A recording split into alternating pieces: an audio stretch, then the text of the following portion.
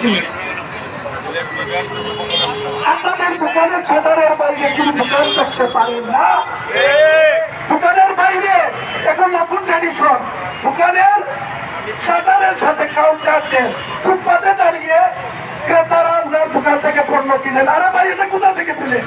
দোকানের ভিতরের জায়গা রেখে কাউন্টার দিলেন দোকানের সামনে, ফুটপাতে দাঁড়িয়ে ক্রেতারা জিনিস কিনবে, ক্রেতারা যে রাস্তায় দাঁড়িয়ে জিনিস কিনবে, ফুটপাতে দাঁড়িয়ে জিনিস কিনবে। এই নিয়মটা আপনি কোথা থেকে পেলেন?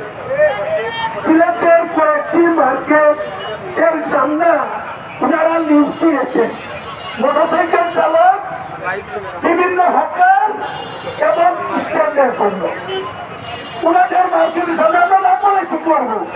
এটা কি প্রশাসন দেখে না? সিটি কর্পোরেশন দেখে না?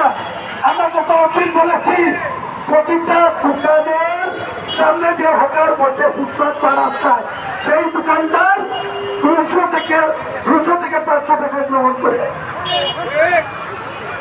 এত টাকা ওনারা চাঁদা নেন রাস্তা থেকে, কারণ রাস্তার টাকা তো ওনার পাচ্ছেন না, এটা রাস্তার টাকা, এটা 18 কোটি মানুষের টাকা, এটা চাঁদা চাঁদা চাঁদা। আমরা এই চারস্টার বলতে চাই, এই 200-500 টাকার জন্য নিজের দোকানের সামনে আপনি ভাড়া দিতে পারেন না। এরপরে রয়েছে সিলেট সিটি কর্পোরেশনের বর্ষণীরা, আপনারা কয়েকদিন পর পর নাটক সাজান আইমাস করেন, নগরবাসীকে নিয়ে মার্কি যাত্রা করেন, তাকিয়ে বের হন, দেখা যায় সেই ট্রাকের কারণে সব মাল তোলা হয়েছে এবং মহরম করে রাত 12টার পর সেটা ফিরিয়ে দেওয়া হয়েছে। সিলেট সিটি কর্পোরেশনের বর্ষণীরা ফুটপাত থেকে 100 থেকে 200 টাকা গ্রহণ করেন। আমার কথা সত্য না হতে পারে, আমার কথার মতো ভুল থাকতে পারে, কিন্তু কথাগুলো সত্য। পুলিশ প্রশাসন 50 থেকে 100 টাকা এই ফুটপাত থেকে গ্রহণ করে। এরপরে রয়েছে সিলেট সিটি কর্পোরেশনের পরিচ্ছন্নতা কর্মী, ওনারাও 20 থেকে 50 টাকা প্রতি দোকানদারের কাছ থেকে গ্রহণ করে, যারা ফুটপাতে বা রাস্তায় দোকানদারি করে। এরপরে রয়েছে আমাদের 18 কোটি মানুষের টাকায় যারা চাকরি করেন, সেই কতিপয় পুলিশরা, ওনারাও 100 থেকে 200 টাকা। কতিপয় রাজনীতিবিদরা, এই রাজনীতিবিদরাও, কতিপয় রাজনীতিবিদরাও, সেই সবাই রাজনীতিবিদরাও এই রাস্তার টাকাকে জীবন জীবিকা নির্বাহ করে। এই 5টা স্তরে এই টাকা গ্রহণ করা হয়।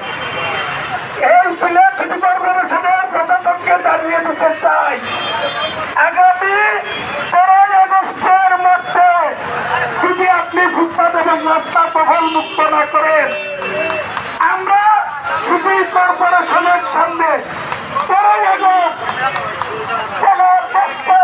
সকাল 10টা থেকে দুপুর 1টা থেকে পর্যন্ত আমরা 3 ঘন্টার অবস্থান কর্মসূচি পালন করব। সেখানে সিলেটের কোন জনসাধারণ ঢুকবে না, সিলেট সিটি কর্পোরেশনের কোন দায়িত্বশীল ঢুকতে পারবে না, বেরোতে পারবে না। সেই পরিস্থিতির জন্য কোন অপ্রীতিকর মনে করলে তার সিলেট সিটি কর্পোরেশনের প্রশাসককে নিতে হবে ইনশাআল্লাহ। আমরা সিলেটের মানুষ সিলেটকে কতটুকু ভালোবাসি, আজকের এই দাবি, আজকের এই সভা কর্মসূচি প্রমাণ করেছে। এখানে সিলেট প্রেমীরা শুনেছে, এই সিলেট প্রেমীরা এই সিলেটকে বদলাতে নিজের জীবন দিকে অভিজ্ঞ হলেন ইনশাআল্লাহ। আমি